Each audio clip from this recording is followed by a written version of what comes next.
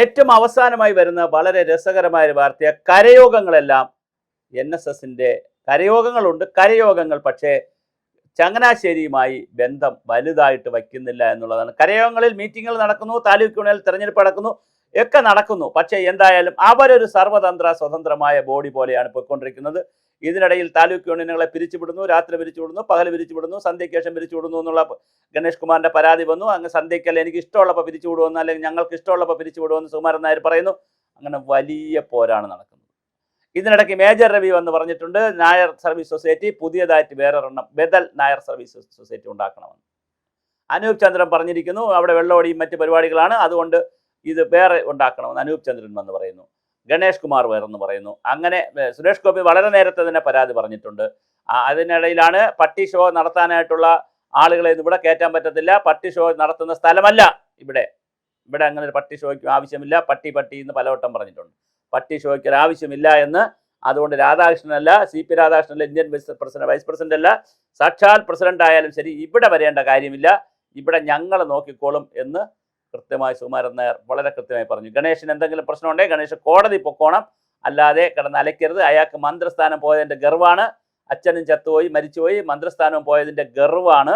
പിന്നെ ഭാര്യയും കളഞ്ഞിട്ട് പോയി, അല്ലെങ്കിൽ ഭാര്യയും പിണക്കത്തിലാണല്ലോ, അപ്പോൾ അതിൻ്റെ ഒരു ഗർവിലാണ് നിൽക്കുന്നത്. അതുകൊണ്ട് ഗണേഷ് പറയണത് മൈൻഡ് ചെയ്യണ്ട എന്നാണ് സുകുമാരൻ നായർ പറയുന്നത്. പക്ഷേ യഥാർത്ഥത്തിൽ സംഭവിച്ചുകൊണ്ടിരിക്കുന്നത് കേരളത്തിലെ കരയോഗങ്ങളെല്ലാം തന്നെ കുറേ സ്വതന്ത്രമായി മാറുന്ന രീതിയിലേക്ക് കാര്യങ്ങൾ പോകുന്നു.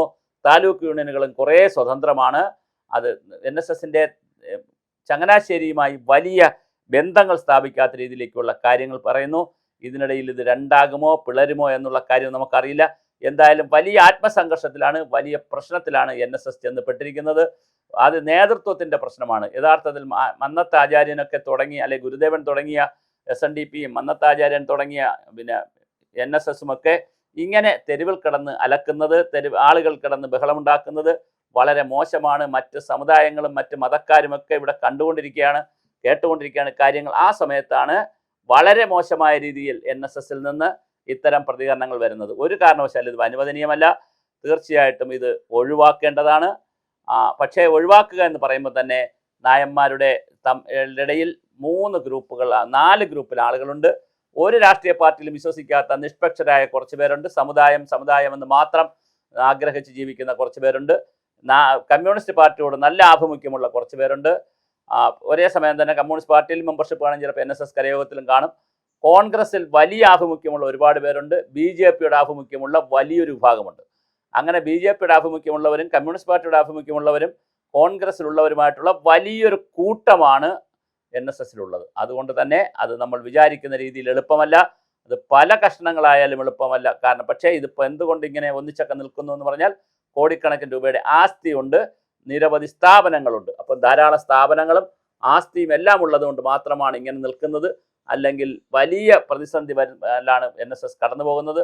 NSSനെതിരെ ശക്തമായ നിലപാടുകളാണ്. നായർ സംരക്ഷണ സമിതി എന്ന് പറഞ്ഞ് മറ്റൊരു സംവിധാനമുണ്ട്. പിന്നെ അങ്ങനെ പല സമിതികളും സംവിധാനങ്ങളും ഒക്കെ വന്ന് ഇത് വലിയൊരു പരിക്കിലൂടെയാണ് പോയിക്കൊണ്ടിരിക്കുന്നത്. അപ്പോഴും സുകുമാരൻ നായർ ഒരു വിട്ടുവീഴ്ചയ്ക്കും തയ്യാറല്ല. അദ്ദേഹം വളരെ കർശനമായ രീതിയിലാണ് ഇതിനകത്ത് അഭിപ്രായം പറഞ്ഞിരിക്കുന്നത്. അതുകൊണ്ട് തന്നെ എന്താണ് നമുക്ക് സംഭവിക്കുക എന്ന് കാത്തിരുന്ന് കാണാം. നായർ സർവീസ് സൊസൈറ്റിയെ നായന്മാർക്ക് വേണ്ടാത്ത ഒരു സംഘടനയായി മാറുകയാണോ, അല്ലെങ്കിൽ വേണ്ടാത്തൊരു സംഘടനയാക്കി മാറ്റുകയാണോ എന്നൊരു ചോദ്യം വളരെ പ്രസക്തമാണ്. നായന്മാർ ഉപേക്ഷിക്കുകയാണ് NSSനെ എന്നുള്ളതാണ് ഏറ്റവും ലേറ്റസ്റ്റായി വന്നുകൊണ്ടിരിക്കുന്ന വാർത്ത. പക്ഷെ അത് പറയുമ്പോൾ നായന്മാർ അങ്ങനെ സമ്പൂർണ്ണമായി NSSനെ അല്ല ഉപേക്ഷിക്കുന്നത്, NSSന്റെ നേതൃത്വത്തോടാണ് എതിർപ്പുള്ളത്, സുകുമാരൻ നായരോടാണ് എതിർപ്പുള്ളത്. അപ്പോഴും ഈ പണവും അധികാരവും ഈ സംവിധാനങ്ങളും സ്ഥാപനങ്ങളൊക്കെ ഉള്ളത് കൊണ്ട് തന്നെ മാറ്റുകയൊന്നും അത്ര എളുപ്പമല്ല. അത് NSSന്റെ ഡയറക്ടർ ബോർഡായിരിക്കും തീരുമാനിക്കുന്നത്. അവിടെ അത്ര എളുപ്പമല്ല. കാരണം ഈ പറയുന്ന എല്ലാവർക്കും സാമ്പത്തിക താല്പര്യമുണ്ട്, അല്ലെങ്കിൽ ബന്ധുമിത്രാദികൾക്ക് ജോലി കിട്ടുന്ന കാര്യങ്ങളുണ്ട്. അപ്പോൾ എന്തിനാ വെറുതെ ബഹളം ഉണ്ടാക്കി നമ്മളൊരു കണ്ണിലെ കരടാവുന്നു എന്ന് പലരും ചിന്തിക്കും. അതുകൊണ്ട് തന്നെ ഇതിനകത്ത് സാധ്യത വളരെ കുറവാണ്. പക്ഷേ നായന്മാരെന്ന് പറയുന്ന വലിയൊരു വിഭാഗം നായേഴ്സ്, ഇപ്പോൾ ഡൽഹിയിലുള്ള നായന്മാരെന്ന് പറയുന്ന വിഭാഗം കൃത്യമായി അവരുടെ സ്മാരകമൊക്കെ പണിതു. സുകുമാരൻ നായരെ വിളിച്ചില്ലല്ലോ. സ്വാഭാവികമായിട്ടും മന്നത്താചാര്യൻ്റെ ഡൽഹിയിലെ സ്മാരകത്തിൻ്റെ അല്ലെങ്കിൽ സ്മാരക ഹാളിൻ്റെ പരിപാടിക്ക് സുകുമാരൻ നായരെ വിളിക്കണ്ടേ? പക്ഷെ വിളിച്ചില്ല. അപ്പോൾ ഈ അത്തരത്തിലുള്ള പരിപാടികൾ പല സ്ഥലങ്ങളിൽ നടക്കുന്നുണ്ട്. അവിടെയൊന്നും NSSന്റെ ആസ്ഥാനത്ത് നിന്ന് സുകുമാരൻ നായർ ഉൾപ്പെടെയുള്ള ആളുകളെ വിളിക്കുന്നില്ല. അപ്പോൾ എന്താണ് സംഭവിക്കുന്നറിയില്ല. ഇത് പിളരുമോ അതോ നായന്മാരായിട്ടുള്ള ആളുകൾ NSSനെ ഉപേക്ഷിക്കുമോ എന്നുള്ളതാണ് കാലം ചോദിക്കുന്ന മറ്റൊരു കൗതുകം.